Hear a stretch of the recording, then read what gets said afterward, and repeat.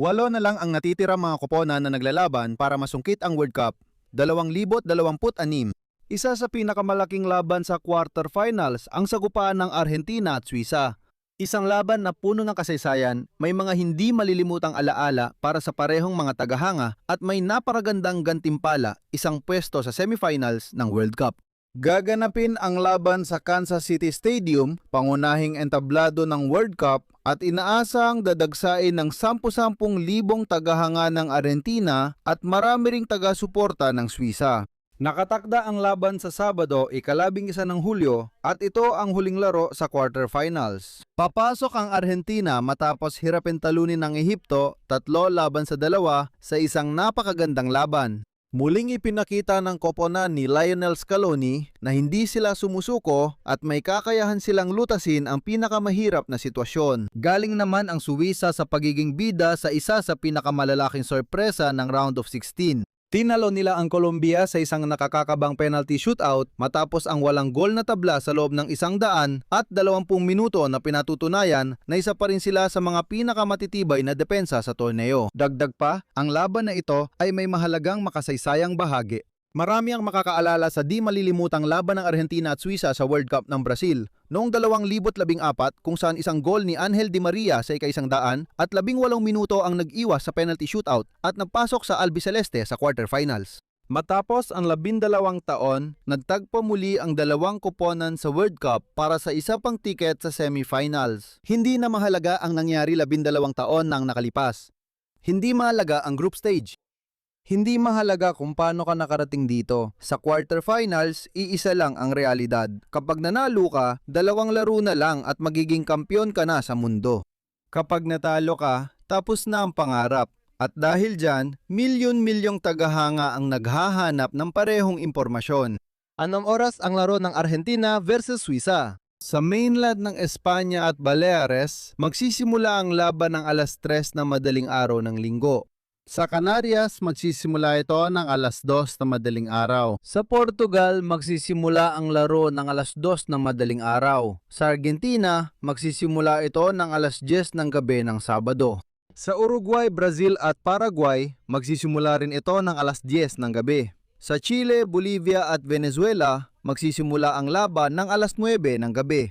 Sa Colombia, Peru, Ecuador at Panama, magsisimula ito ng alas 8 ng gabi. Sa Mexico, ayon sa oras ng sentro ng bansa, ang laban ay magsisimula ng alas 8 ng gabi. Sa Costa Rica, Guatemala, Honduras, El Salvador at Nicaragua, magsisimula ito ng alas 7 ng gabi. Sa Republika ng Dominicana, Puerto Rico at Cuba, magsisimula ito ng 9 ng gabi. Para sa mga nasa Estados Unidos, ito ang mga oras. Silangang Baybayin, New York, Miami, Orlando, alas 9 ng gabi. Central na zona, Dallas, Houston, Chicago at Kansas City, alas 8 ng gabi. Zona ng kabudukan, Denver, alas 7 ng gabi.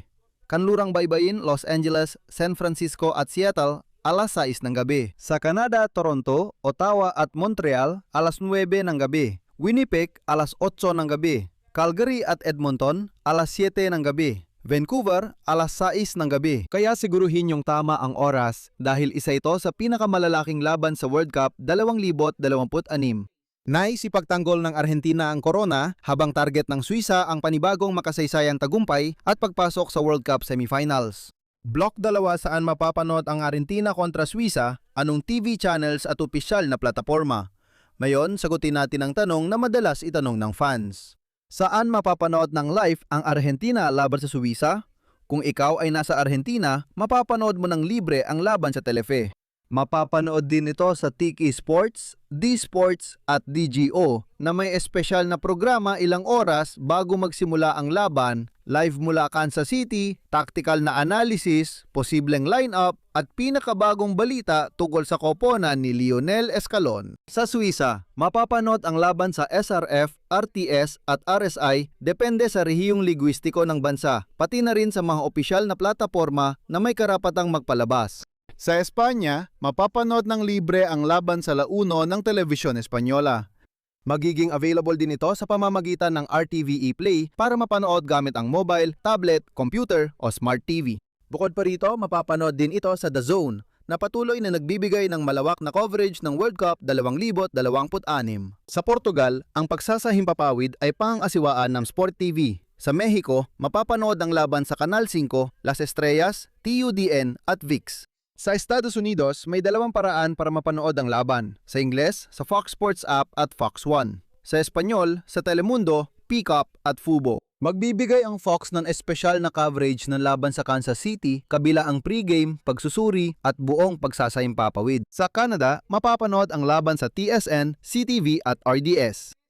Sa Timog Amerika, bukod sa D-Sports at DGO, mapapanood din ito sa mga pangunahing pambansang network. Sa Chile, Chilevisión, D-Sports at DGO. Uruguay, D-Sports at DJO. Paraguay, Tigo Sports, D-Sports at DJO. Brasil, TV Globo, Sport TV at KCTV. Colombia, Caracol Televisión, RCN, D-Sports at DGO. Perú, América Televisión, D-Sports at DGO. Ecuador, Teleamazonas, D-Sports at Rada DGO. Venezuela, Televen, D-Sports at Rada DGO. Bolivia, Red 1, Unitel, D-Sports at DGO. Sa gitnang Amerika, ang muling pagsasahimpapawid ay sa Costa Rica, Teletica, Guatemala, Chapin TV, Honduras, Televicentro, El Salvador, TCS, Nicaragua, Kanal 10 Panama, RTC, RTC TV at TVN. Sa Caribe, kabilang ang Republika ng Dominicana, Puerto Rico at Cuba. Pwedeng panurin ang laban sa D-Sports, DGO at mga lokal na operator na may karapatang magpalabas. Matapos ang pagtalakay sa oras at TV channels, panahon na para tutukan natin ang laban.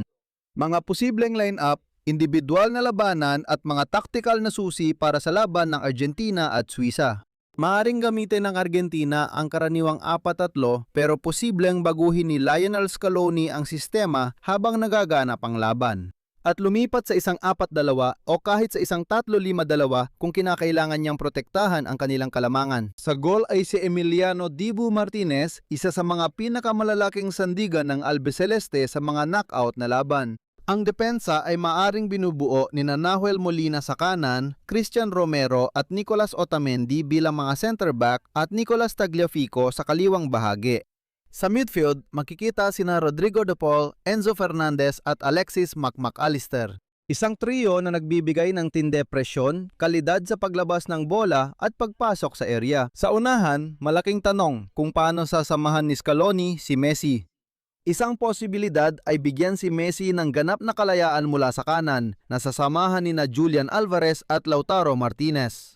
Isa pang opsyon ay maglagay ng winger na mas malapad ang pwesto, iwan si Messi sa gitna at gumamit lang ng isa sa dalawang forward. Ang Switzerland naman sa kanilang panig ay maaaring manatili sa kanilang karaniwang 3-4-2-1 na formasyon.